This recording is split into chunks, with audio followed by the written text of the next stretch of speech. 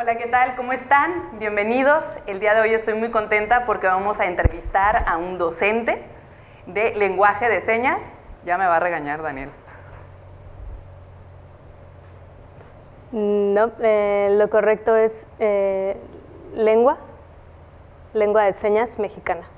Muchísimas gracias por la corrección. Y ahora sí que déjenme presentarles a Daniel López, nuestro docente, que el día de hoy nos va a dar algunas lecciones y nos va a contestar algunas de las preguntas más comunes acerca de la comunidad sorda aquí en Ensenada y pues a nivel nacional también, que yo creo que van a ser muy similares. Contamos con nuestra querida intérprete, Rosalba García.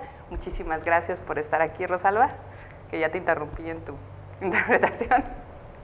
Y a continuación, muchísimas gracias por la primera corrección acerca de lengua de señas mexicana. Pero ahora, platícame, Daniel, ¿cuál ha sido tu mayor reto como docente ante la comunidad sorda?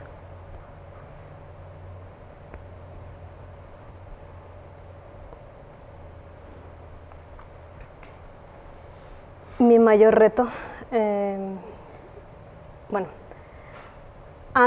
ahorita ha mejorado mucho, pero al inicio, el tener un grupo de adolescentes, jóvenes, 16, 17 años, y ver que no sabían casi nada durante toda su formación, haber estado en escuelas con personas oyentes y desconocer temas más básicos de matemáticas, hablando desde restas, desde divisiones, desde sumas, no saber prácticamente nada, en sí, pues como diríamos, no tener bases, para mí fue muy complicado como maestro, ¿no?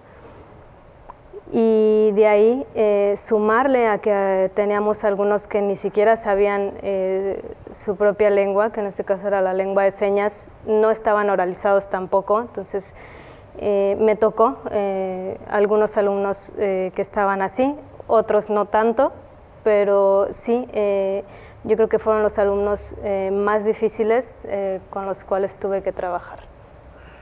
Pero en sí esta es una carrera contra el tiempo, en cierta medida, porque según algunos datos que estuvimos platicando en la anterior sesión con Sebastián, es de que un gran número de individuos dentro de la comunidad sorda no saben leer y escribir, no conocen el lenguaje la lengua de señas, perdón, nuevamente me vas a regañar. Pero sí, esta es la parte donde a través de la fundación Jimena, si no me equivoco, están enseñando lo que es la lengua de señas, tanto a la comunidad sorda como también a algunos oyentes, según tengo entendido. Bueno, el lugar se llama Centro Jimena. Muchísimas gracias. Este centro es un lugar que brinda apoyo a diferentes asociaciones con discapacidad.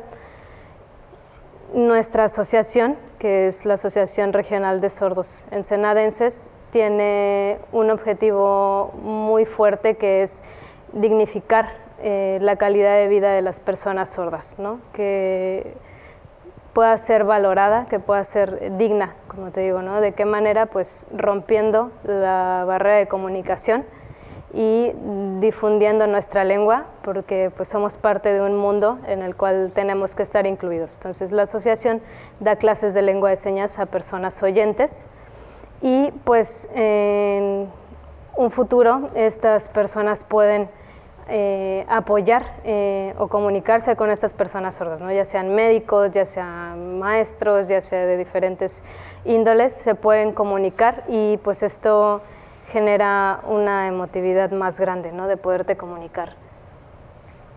Y hay otra organización que es Manos que Hablan, la cual preside Magda Buenrostro, y pues su asociación está enfocada al 100% a la educación de los niños y jóvenes sordos.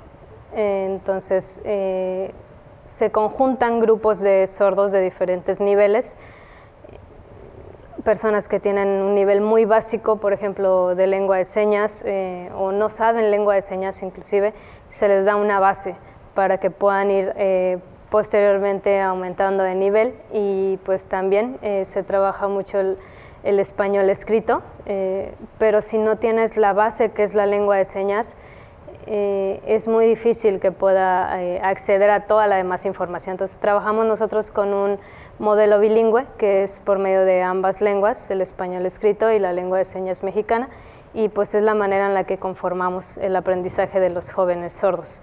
¿Por qué bilingüe? Porque pues hemos visto que este modelo es el que realmente ha funcionado con las personas sordas, porque pues el hecho de simplemente utilizar el español escrito o utilizar el español hablado, pues se convierte muy monótono, muy difícil que el sordo pueda acceder, ¿no? Entonces yo creo que recordar un punto que el sordo recibe la información a través de los ojos por la ausencia auditiva, como no nos podemos comunicar, toda la información entra con nosotros hacia los ojos, ¿no? Y nuestra comunicación o nuestra voz es a través de las manos, por medio de la lengua de señas, y pues esto facilita el aprendizaje, ¿no? Y pues vas recibiendo todos los conocimientos por medio de la lengua de señas, y ya que vas mejorando, pues una vez que ya tienes la lengua de señas, puedes tratar cualquier tema, cualquier materia de geografía, historia,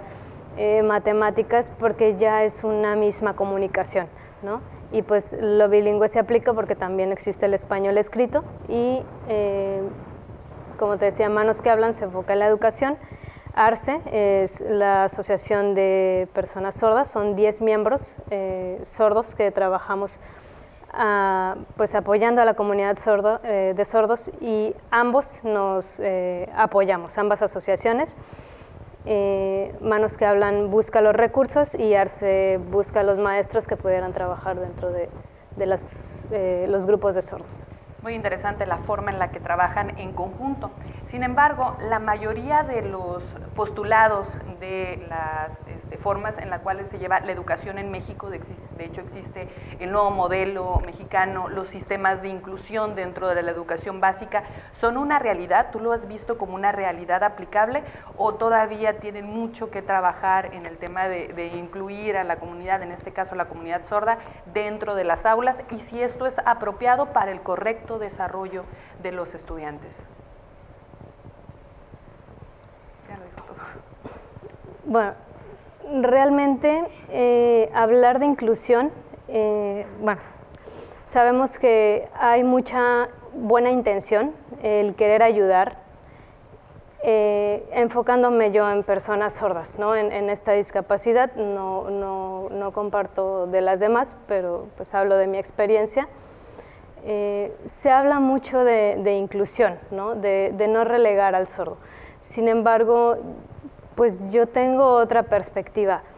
Hablar de integración o inclusión con otras personas oyentes a veces se vuelve un tanto complicado, porque el maestro obviamente no sabe lengua de señas, no se puede comunicar con el alumno sordo, y pues el sordo no se puede comunicar. Entonces la mayoría de los maestros oyentes pues no saben qué hacer en ese momento al tener a un sordo presente, tener la presión de un grupo grande de niños y después tener este grupo de sordos o un sordo dentro del aula, se vuelve muy complicado. Entonces lo último que optas es darle lo que puedes, ¿no? A veces que el niño dibuje, que copie, pero realmente no hay una construcción del aprendizaje, ¿no?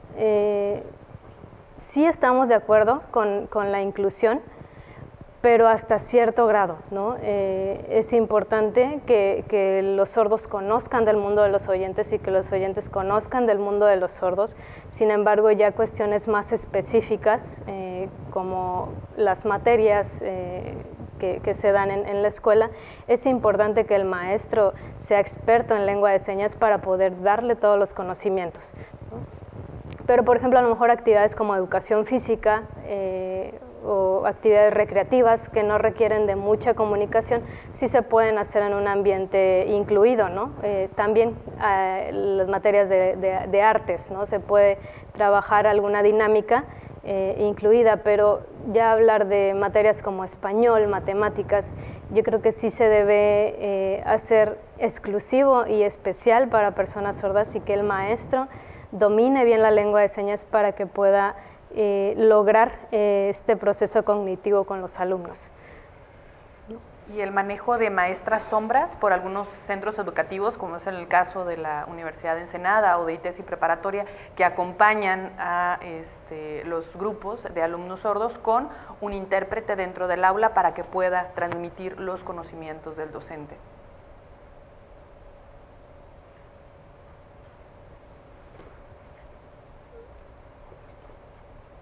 Ok, hablando del maestro sombra, pues que vendría a lo mejor siendo como un tutor dentro del aula, dependerá mucho del nivel educativo o de la escuela. Por ejemplo, en la universidad, como dices, Rosalba interpreta dentro de la carrera. Cuando terminan las clases, hay otro tiempo en el cual nosotros atendemos dudas de los sordos, cosas que quedaron pendientes, entonces hay una retroalimentación extra. ¿Por qué en la universidad? Porque realmente ahorita no tenemos maestros sordos a tal grado que puedan brindar a lo mejor todas estas clases, ¿no? que son muchas, entonces ayudamos posteriormente para seguir fortaleciendo el conocimiento. Sin embargo, primaria, secundaria, preparatoria, ya se trabajan proyectos aquí en Ensenada. Y el hecho de que esté una persona sorda con un apoyo sombra, pues también es la misma complicación, ¿no? Muchas veces la persona sombra no sabe lengua de señas o sabe muy poco de lengua de señas o lo que puede le expresa al niño sordo, entonces limita su desarrollo. Entonces el hecho de que esté el niño sordo con muchos oyentes también disminuye su autoestima porque ve a todos los niños cómo platican, cómo conviven y no se siente parte de ese grupo, ¿no? Es la falta del sentido de pertenencia. Te lo puedo decir desde mi punto de vista personal. Yo, mi primaria, mi secundaria no porque estuve con sordos, pero cuando yo estuve en la primaria, en la preparatoria y en la universidad, con oyentes, sin intérpretes, veía que todos platicaban y no alcanzaba a entenderles a todos y para mí era una vida muy sufrida, no tenía esa tranquilidad de sentarme y platicar con todos, ¿no? A comparación de cuando me sentaba con mis amigos sordos y el utilizar las manos, de poderme reír, de poderme llorar de risa, ¿no? Platicar, convivir, expresarme en todo lo que podía. Un maestro sombra con un solo sordo dentro del aula pues se vuelve un tanto compleja, ¿no? Necesita el sordo tener esa retroalimentación, expresarse con sus compañeros, tener estas pláticas, ¿no? Estas risas. No, pues es padrísimo eso que nos comentan. Recopilamos una serie de preguntas por parte de nuestros alumnos de preparatoria acerca de algunas terminologías. Ahora te voy a pedir, por favor, que seas el maestro Daniel y nos instruyas, por favor. Primeramente, la pregunta de ¿cuál es la forma correcta de decirle a la comunidad? ¿Cómo nos dirigimos de forma correcta?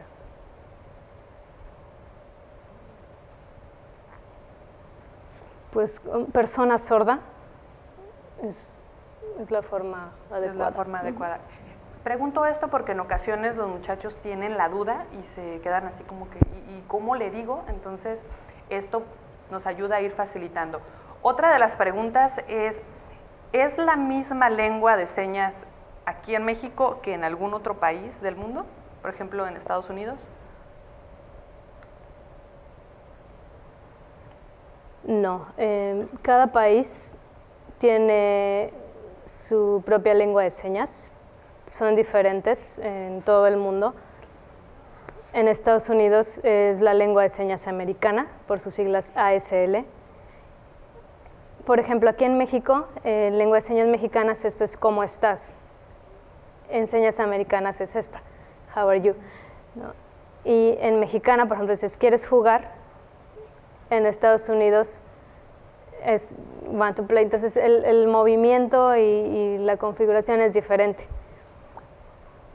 Pero algo que está surgiendo mucho ahorita en redes sociales, ¿no? Facebook, Instagram, demás, existen grupos de sordos a nivel internacional que se van conjuntando y existe un sistema Internacional de Señas que se ha estado conformando, y yo creo que es también muy padre porque puedes ver sordos de Japón, sordos de Taiwán, sordos de África, de Brasil, y poder acceder a su cultura y conocerlos, pues es muy interesante, ¿no? Y el estar viéndolos, te nutre como persona, y puedes tener relación con muchos sordos de otros países utilizando el Sistema Internacional de Señas, que en lo personal, como persona sorda, obviamente, se vuelve sencillo de utilizar, ¿no? Pero pues obviamente es porque utilizas la lengua de señas y es un sistema parecido. Y pues también me ha ayudado a mí a aprenderlo, y para mí ha sido importante porque tenemos muy de cerca la frontera, que estamos al lado de Estados Unidos, y hay muchas fundaciones, asociaciones que trabajan con personas sordas, y es importante tener una buena relación para que podamos también retroalimentarnos, ¿no? Y pues ellos utilizan señas americanas o el Sistema Internacional de Señas, y es una manera en la que nos podemos comunicar, ¿no? Entonces ellos nos apoyan mucho en cuestiones de educación, ¿no? De estrategias, de diferentes cosas que hacemos en retroalimentación con ellos. En la anterior sesión Sebastián mencionaba su seña. ¿A qué se refiere con su seña? Sí, la firma o la seña es algo, es como tu nombre en lengua de señas, ¿no? Por ejemplo, es muy fácil como oyente decir, mira, ella es Marcia, ¿no? Y pues como sordos, al momento de hablar dices, no entiendes lo que dices, ¿no? O el de estar deletreando y deletreando, ¿no? Entonces, pues haces una seña, ¿no? Por ejemplo, mi seña es esta, Daniel. Esta es la seña de Rosalba, y es más fácil conocerlos o nombrarnos por medio de una seña, ¿no? Y solamente la persona sorda te la puede dar, entonces es una manera de identificar más fácil. Sería como un apodo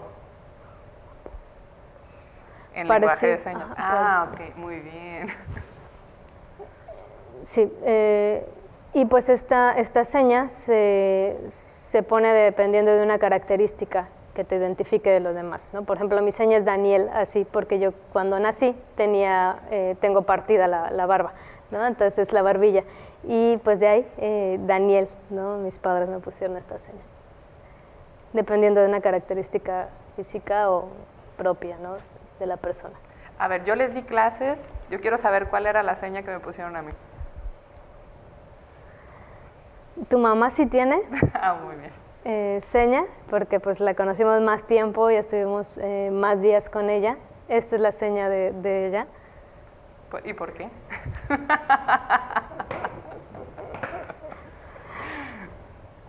No me preguntes. Discúlpame, desde un inicio me disculpo. No, tu mamá, una característica que la diferencia de muchas otras, es muy padre su clase, ¿no? Y como eran clases muy teóricas, pues ella habla mucho, ¿no? Y cuando una persona habla mucho, hacemos una seña como que mueve mucho la lengua, ¿no? Está como bla, bla, bla, bla, bla, bla, ¿no? Ajá, entonces como hablaba mucho, entonces dijimos, pues, R de Rubalcaba, y decimos Rubalcaba, y así fue como la identificamos ya nada más entre nuestro grupito de sordos, ¿no? Entonces como que ahí viene el maestro Rubalcaba. y por ejemplo, Carlos Pech Salcedo, ¿no? Es esta su seña, ¿no? Por su barba de candado que normalmente usa. Entonces nosotros dentro del aula pues vamos dándole una seña a cada maestro para no estar deletreando y deletreando y deletreando su nombre, ¿no? Pero bueno, también sucede, ¿no? Cuando es un maestro muy sangrón o que no tiene la atención que nosotros quisiéramos, no es por atacar ni mucho menos, ¿no? Pero hubo una ocasión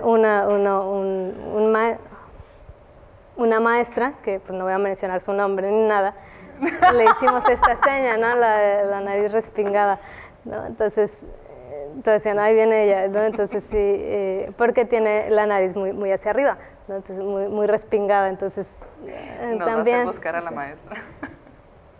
Y pues a veces así por payasear, ¿no? También da ciertos apodos, pero normalmente una seña pues sí se da de manera correcta. Ahora sí que Ha sido una de las pláticas más interesantes que he tenido y tenemos muchísimo que aprender. Espero tener la oportunidad más adelante de poder charlar nuevamente y no quitar el dedo del renglón, en algún momento hacer algún tipo de video donde podamos ir enseñando a la comunidad sorda lenguaje de señas, algunos datos curiosos, conocimientos adicionales, porque creo que es algo que nos puede dar mucho. Muchísimas gracias, Daniel, muchísimas gracias, Rosalba, por tu excelente interpretación. Y pues no se desconecten, muchachos, nos estamos viendo y no pierdan de vista el canal de ITESI Preparatoria y de Universidad de Ensenada, que tenemos mucho más contenido para ustedes. Nos vemos.